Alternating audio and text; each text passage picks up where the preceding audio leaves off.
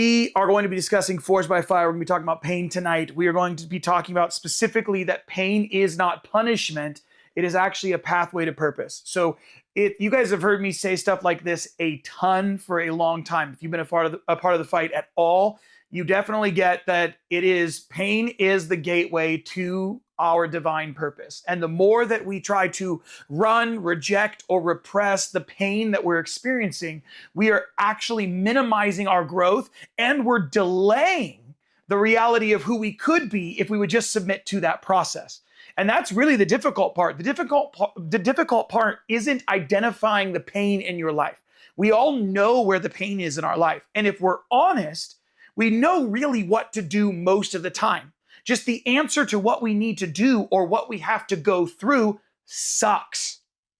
What we have to endure in order to see that transformation sucks. And you've heard me say this for the last couple of weeks. If you don't want to be fat, we all know how not to be fat.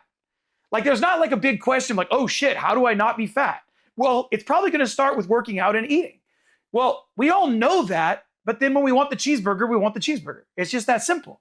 You know what I mean? So at the end of the day, we get to choose to endure that pain for a short while, or the repercussions of our choices because we weren't willing to pay the cost today for the person we could be tomorrow.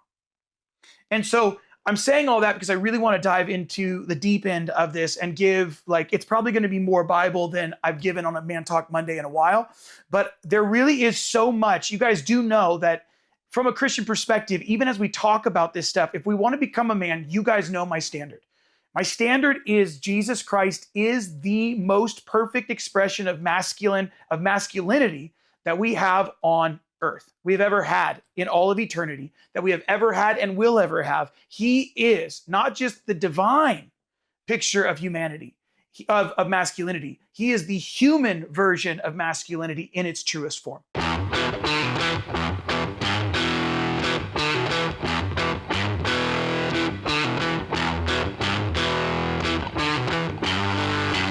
It's not come and die so that everything sucks. It's not come and die so that you can just really experience pain and it's really helpful for you.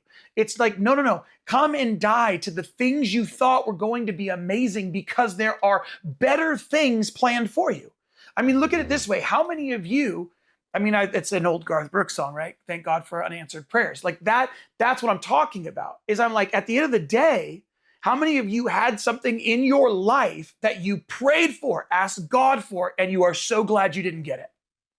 How many of you? All of us.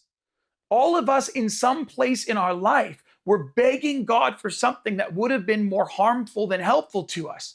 But the pain of dying to that thing we thought we wanted in order to receive something better, that's the transition into the man we were always meant to be. And that's why this pathway to purpose is so difficult and why it takes real courage.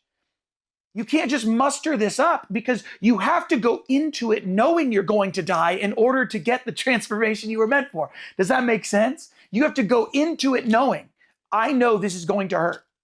I know this is not going to feel good. I know that if I do it this way, it'll be more comfortable. If I do it this way, it's going to feel better. There might be more temporary pleasure involved if I do it this way. But if I want to become the man I was created and destined to become, I have to have courage to walk the road of pain. And guys, we are in good company in this regard. If Jesus Christ is our model for masculinity, we are in good company. We are in good company because as he heads to the cross, he says, let this cup pass from me, but not my will, yours be done. Is there another way where it doesn't have to be as painful? That's really all we're asking, right? At the end of the day, is there an easy button for this? Is there a pathway to get to the thing I was created for that just won't hurt? And the answer is no. And everybody wants it to be some version of yes.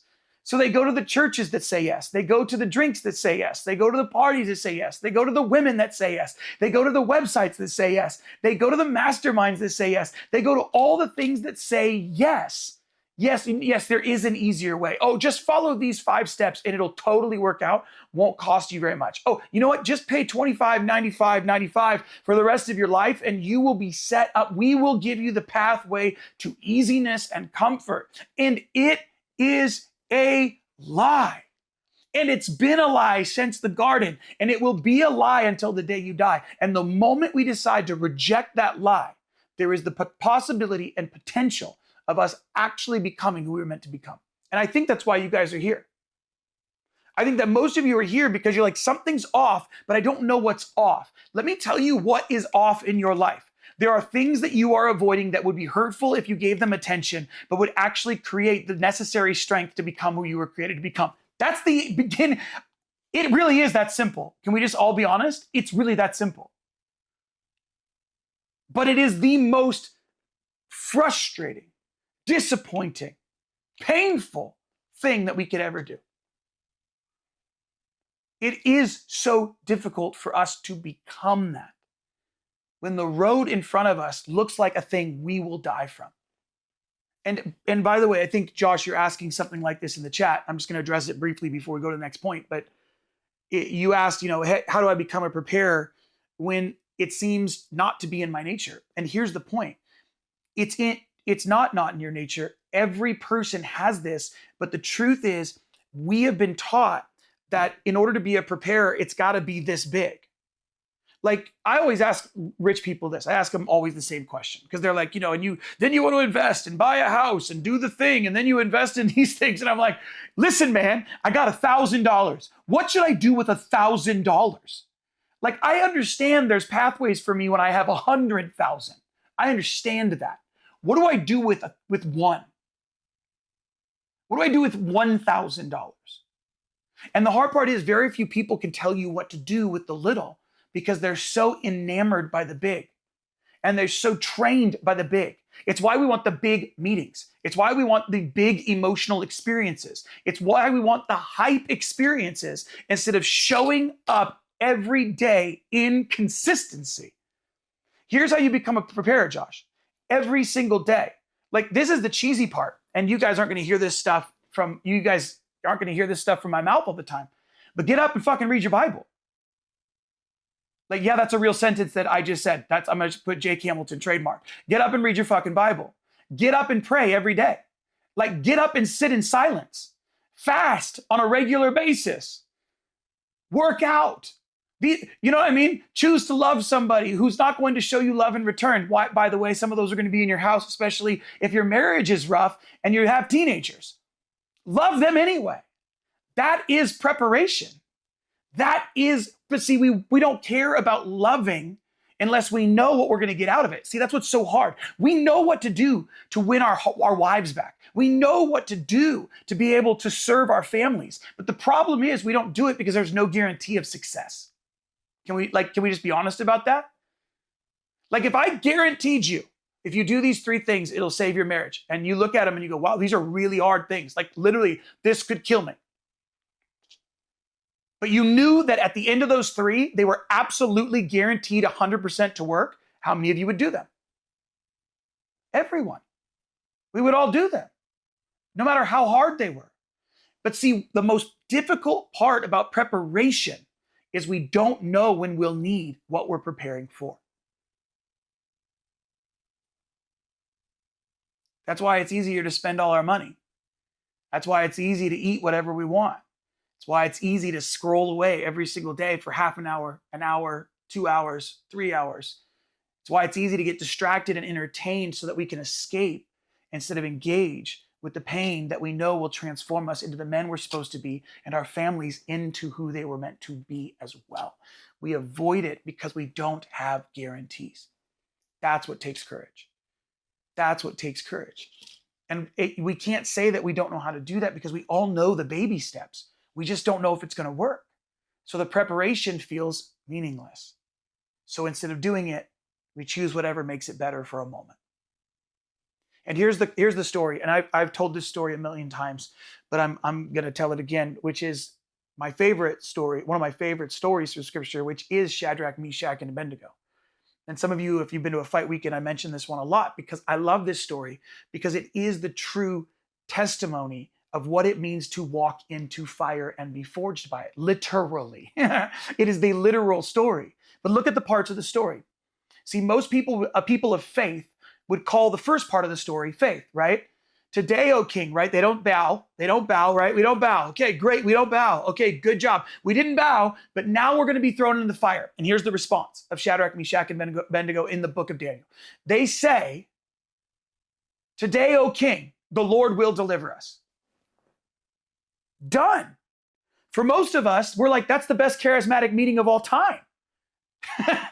Today, the Lord will deliver us. End of story. Sing the song. Like, woo, glory to glory. Finish it out. Today, the Lord will deliver us. But that's not even the end. That's not it. That's not faith. That's not faith. No faith there. The next part, they say, today, the Lord will deliver us. But, then they say, but, even if he doesn't, let it be known today, O king. Let it be known today that we will not bow before you. That's the second part.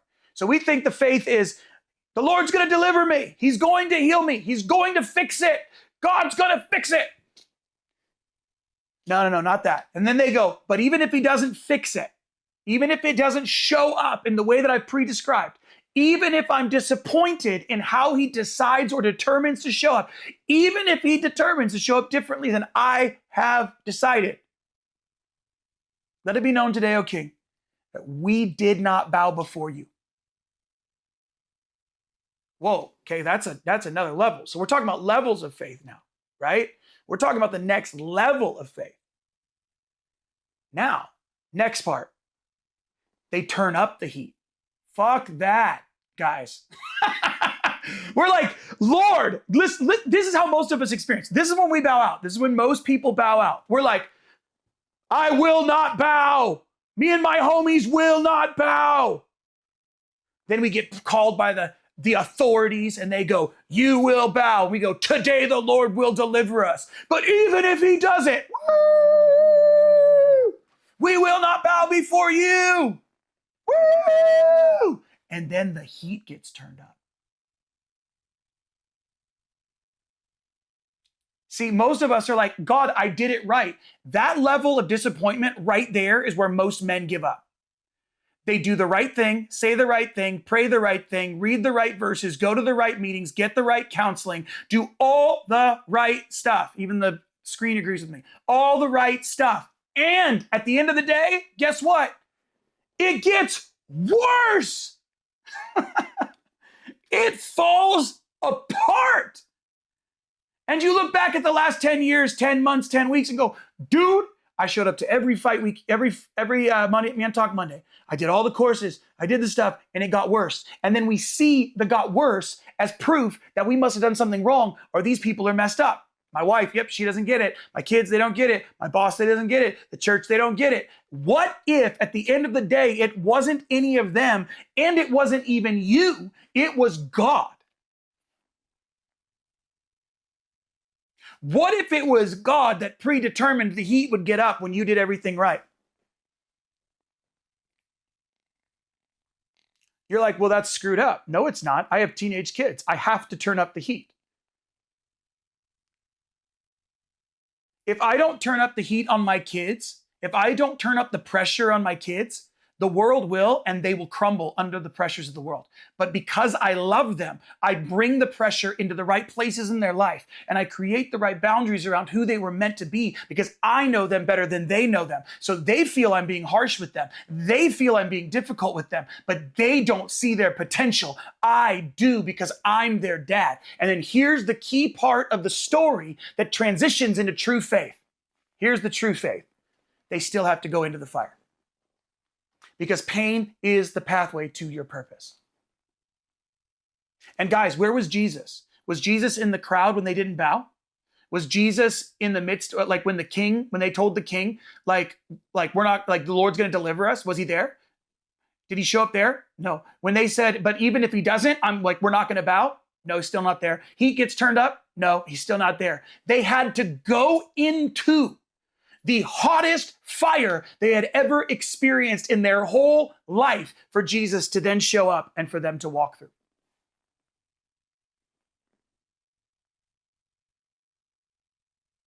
So my point for you in this is really obvious. We don't avoid pain. We walk into it. Walk straight into it. Don't wait 10 years to walk into it. Some of us, this is what we do. We have an avoidance measure. So what we do is we go, instead of being disappointed, I will avoid, because this thing is hard. So instead of dealing with it, I'm going to let it fester for 10 years. Then the whole thing fucking blows up. And then I get to blame somebody else because the whole thing blew up. And it must be their fault, not mine, even though I didn't do anything about it for 10 years. No, you still have to take a look in the mirror and take responsibility. This is the core value of the fight. You guys have heard it. It is own your shit and take responsibility for your life. And you can look at me with truth in your eyes and say, but it wasn't my fault. And I will say to you over and over the same thing. Just because it wasn't your fault doesn't mean it's not your responsibility. Just because it wasn't your fault doesn't mean it wasn't your responsibility. You are a man. You have the privilege of taking responsibility for somebody else's poor behavior. That is the model of Christ. That is the model of Christ. And here is the point, and Dustin mentions it. This is the part we have to accept with all the preparation and all the thing. It doesn't come to a happy ending. But I would just say this. How do you define a happy ending? Is a life lived well not good enough for you?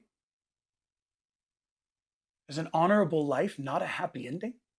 Is integrity and character not a happy ending? I guess this is what breaks my heart for men. Like, this is what fucking breaks my heart for men. Integrity and character is not good enough of a happy ending. It has to work out in their favor, and they have to get what they want in order for it to be a happy ending. Screw your happy ending. Screw how this goes down and what rewards we get out of it. Screw that shit. We need men who do it not for what they're getting out of it, but because it's right.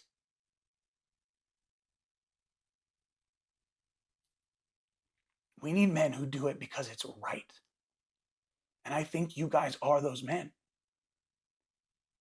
I think some of you are sitting here right now and you're like, I just want to have integrity and character. I want to do it right because it's worth it. If I have to pay for it with my own life, it's worth doing it because it's right. It's right.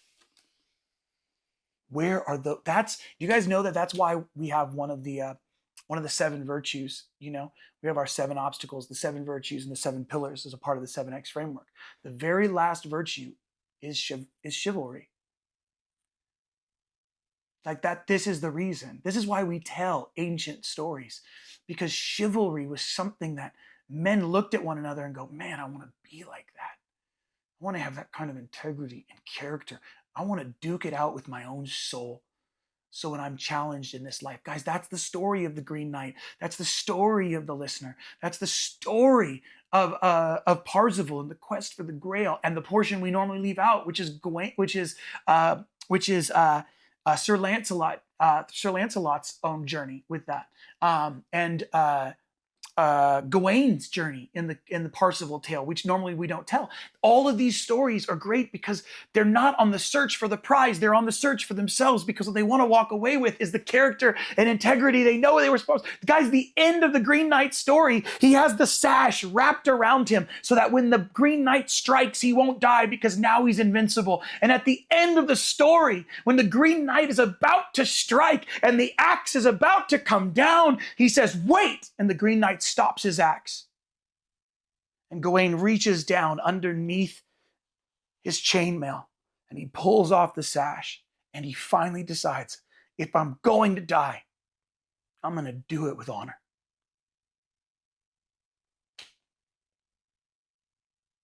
If I'm going to die, I'm going to die with honor. If my marriage is going to blow up, it's going to happen with honor. If your marriage is going to blow up, your kids are going to reject you, you're going to lose your job, and it's all going to fall apart, you damn well better do it with honor. I can't promise you your marriage is going to work out. I can't promise you that your kids are going to follow the Lord and everything's going to go peachy keen. I can't promise you you're going to keep your job. I can't promise you the church is going to like you. I can't promise you any of these things. But what I can promise you, the thing you have control over, is you get to do it with honor, with courage, and with integrity. You get to do that. You get to choose that. But that is being forged by fire and being tempered by pain in a way that most men will never experience in their whole lives. And you guys know that because every single one of us on this call has failed at this at some point in our lives. We know the pain of not having integrity. We know the pain of fighting back when we should have just shut our mouth. The pain of going, it's an eye for an eye. Fuck you, you hurt me, I'm going to hurt you. No. That's not the kind of man you are. That's not the kind of man you're becoming. That's not who you're becoming. And Isaiah, I love this verse in Isaiah. It says it like this. It says, see, I have refined you. The Lord says, see, I have refined you, though not as silver. I have tested you in the furnace of affliction. That's encouraging. But listen to the promise. He's refining you. Like everybody, like that old song. Anybody ever sing that old song? Refiner's fire, my heart's one desire is to be holy. Bullshit. Like, are you kidding? Like, good Lord, guys. Can you understand the pain of that song? Like, listen to that song. Listen to that song. Anybody singing a song about refiner's fire, I want that. I get it. I understand what we're trying to say, but we are not in agreement yet with the pain it's going to cause and the cost of actually doing it. But I think some of us are getting it, right? Like some of us in this group, we're getting it, correct? I think you're all here because you're like, I see it. I'm not always great at it and I don't always choose it. I see it though. I'm starting to see it. And when I see it, I can wrestle with it. And if I can wrestle with it, I can get a new name. I can get a new name. All right.